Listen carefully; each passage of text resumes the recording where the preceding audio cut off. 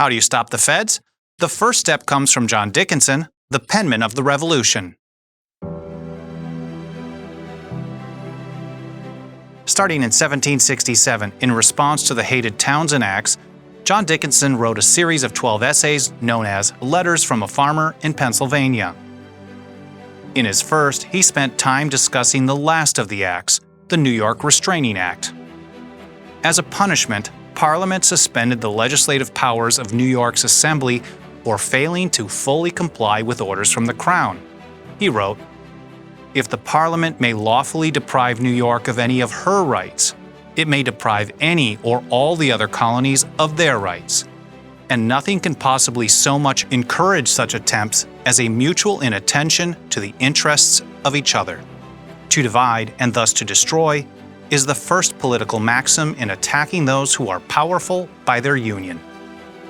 He continued to say, in essence, that the rightful response at that moment would have been for other assemblies to pass non-binding resolutions informing Parliament that the New York Restraining Act was a usurpation of power and that it should be repealed.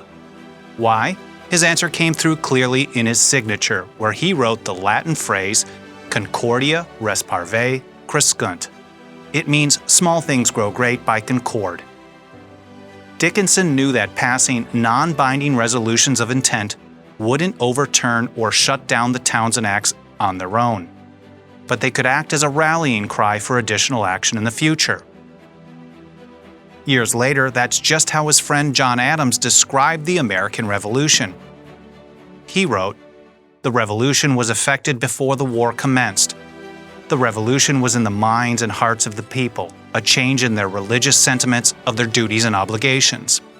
This radical change in the principles, opinions, sentiments, and affections of the people was the real American Revolution." Clearly, the penman of the Revolution was right. Small things did grow great in the coming years. But Dickinson wasn't alone in recognizing the importance of good strategy. In our next episode, you'll learn how Thomas Jefferson applied this same kind of approach to nullification.